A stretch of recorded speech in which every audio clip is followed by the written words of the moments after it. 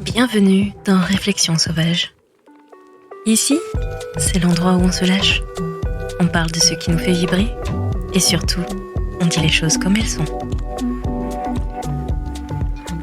Je suis Andy et ensemble, on va explorer la vie sans filtre, les relations, le self-love et toutes ces petites réflexions qui nous rendent plus fortes.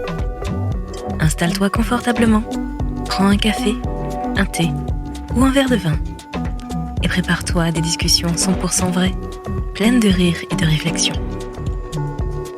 Allez, c'est parti. Réflexion sauvage, let's go.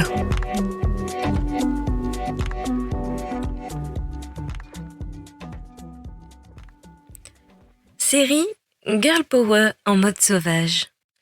Épisode 3. Féministe un jour, Beyoncé toujours. Alors, est-ce qu'on peut être féministe tout en aimant les comédies romantiques et avoir un crush sur Mr. Darcy? Spoiler, oui. Aujourd'hui, on va voir pourquoi être féministe ne veut pas dire qu'on doit brûler tous nos plaisirs coupables. C'est pas parce que tu déconstruis que t'as plus le droit d'aimer Bridget Jones, ok? Allez, on y va. Bon alors, l'autre jour, je me suis retrouvée à regarder une vieille comédie romantique. Tu sais, ces films où la fin, le mec court sous la pluie pour te dire qu'il t'aime.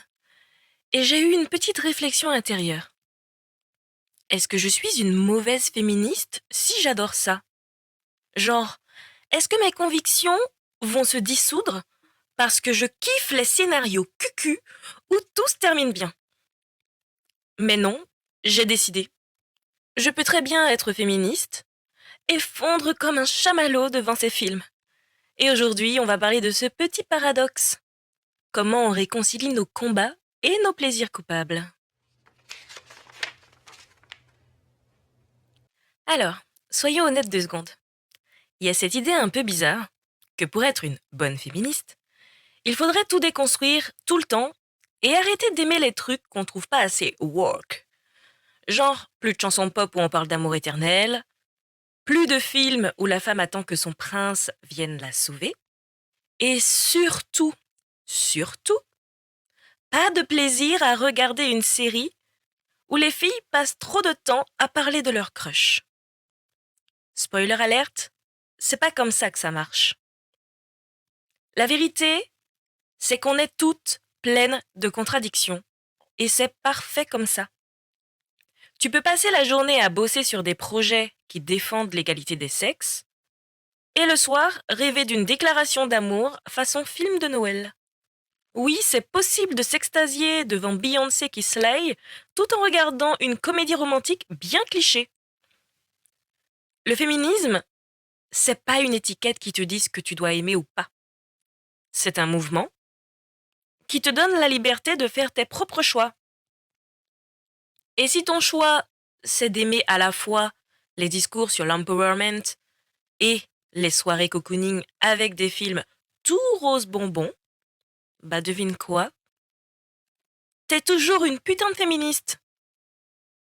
On a toutes nos contradictions et je trouve ça magnifique. Moi j'adore Beyoncé et ses hymnes féministes, mais j'avoue que parfois, je regarde un clip pop un peu limite et je kiffe. Pourquoi? Parce que je suis un être humain avec des goûts variés. Et tu sais quoi? Ce n'est pas une faute. C'est tout simplement la vie et c'est normal. La minute réflexion sauvage. Alors le truc, c'est qu'être féministe, c'est pas une case dans laquelle tu dois cocher des critères hyper stricts.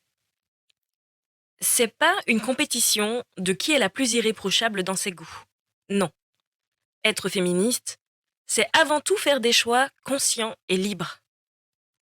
C'est savoir ce que tu veux, ce que tu tolères et où tu places tes limites. Tu n'as pas besoin de déconstruire chaque seconde de ta journée. Parce que guess what? On vit dans un monde imparfait, avec des influences imparfaites. Et c'est totalement normal d'être attiré par des choses qui ne sont pas 100% en accord avec tes valeurs. Ce qui compte, c'est la conscience que tu en as. Et franchement, Aimer une bonne comédie romantique où tout est surjoué, ça ne t'enlève en rien ton pouvoir. Ce qui t'enlève ton pouvoir, c'est de croire qu'il faut toujours se justifier pour ce que tu aimes. Tu n'es pas obligé d'avoir tout déconstruit pour savoir que ta valeur ne dépend pas des standards de la société. Alors oui, tu peux aimer Beyoncé qui chante qu'on run the world et aussi te faire un marathon orgueil et préjugés sans te sentir coupable. Parce que la vraie liberté finalement, c'est d'aimer ce que tu veux sans t'excuser. Et c'est ce qu'on appelle l'émancipation. L'émancipation, c'est quoi? C'est d'avoir le courage de suivre ses passions et ses envies, même quand elles ne rentrent pas forcément dans les cases traditionnelles. C'est se donner le droit d'être complexe, d'avoir des goûts variés et de s'épanouir dans cette diversité. Et réaliser que la richesse de ton identité réside justement dans cette capacité à embrasser toutes les facettes de toi-même sans avoir à te justifier. Alors que tu choisisses de te plonger dans un classique littéraire ou de danser sur les rythmes endiablés de Queen Bee, rappelle-toi que ton goût pour ces choses fait partie de ce qui te rend unique. L'important, c'est juste de rester fidèle à toi-même, d'écouter cette voix intérieure qui te dit que tu es assez, peu importe les attentes extérieures. Et si quelqu'un te demande pourquoi tu aimes un truc qui semble complètement à contre-courant de tes engagements, réponds simplement avec un sourire. Parce que ça me fait du bien. Parce qu'au fond, ton émancipation, c'est aussi savoir que tu n'as de compte à rendre à personne, sauf à toi-même. Il faut continuer d'être authentique, de vibrer pour ce qui te passionne et de briller de ta propre lumière. On peut être une force de la nature, féministe, aimer les comédies romantiques, et tant pis. Et personne ne pourra nous enlever ça. Les conseils sauvages. Alors, comment on navigue entre féminisme et contradiction sans se prendre la tête? Premièrement, accepte tes contradictions. Ton amour pour les films niais ou les chansons d'amour ne te diminue pas. Tu es complexe et c'est exactement ce qui fait de toi une personne unique. Ne pense pas que tu dois choisir entre être une guerrière féministe et une romantique invétérée. Tu peux tout à fait être les deux, et ça, c'est ta vraie magie à toi. Deuxièmement, ne te juge pas toi-même. C'est facile de se dire « je devrais pas aimer ça ». Mais finalement, si quelque chose te fait sourire, te fait du bien, pourquoi s'en priver?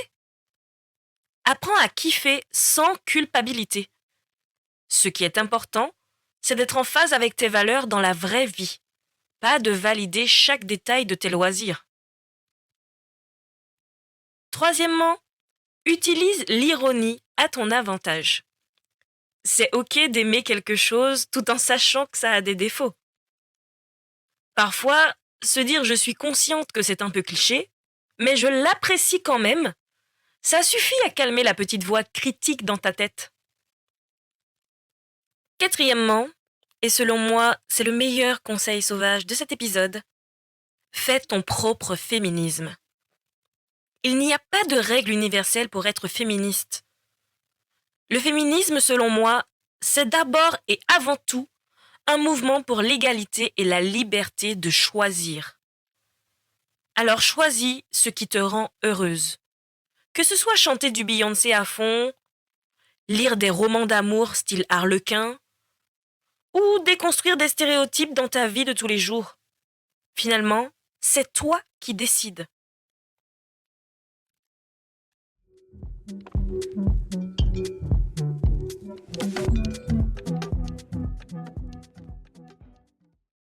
Alors voilà mes queens.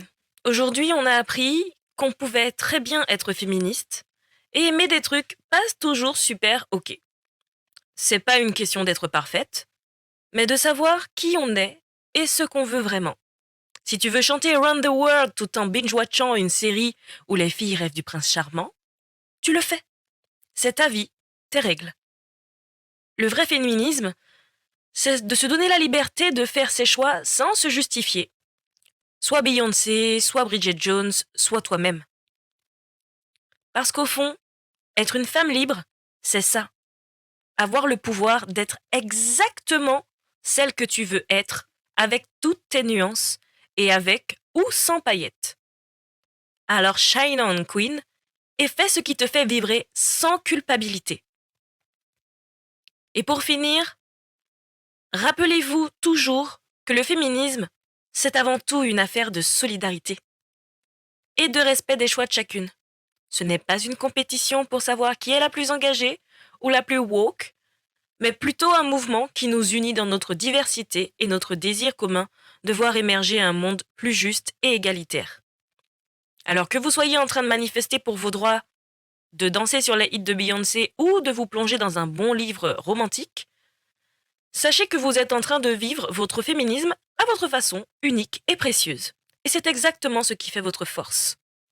Continuez à célébrer toutes les facettes de votre être, à vous entourer de personnes qui vous élèvent et à faire entendre votre voix, quelle que soit la mélodie que vous choisissez.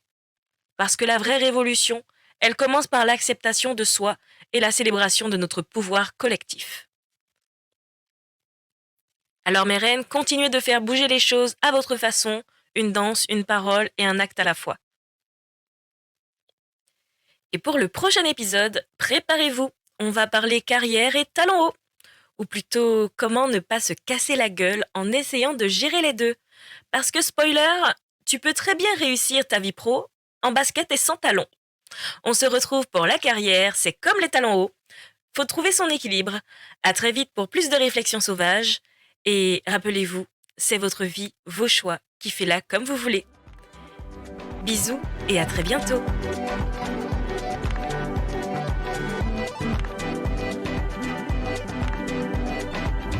Et voilà, c'est tout pour cet épisode de Réflexion sauvage. J'espère que ça t'a fait sourire, réfléchir et peut-être même un peu bousculer. Si tu as aimé, n'hésite pas à partager avec une amie, laisser un petit avis ou tout simplement en parler autour de toi.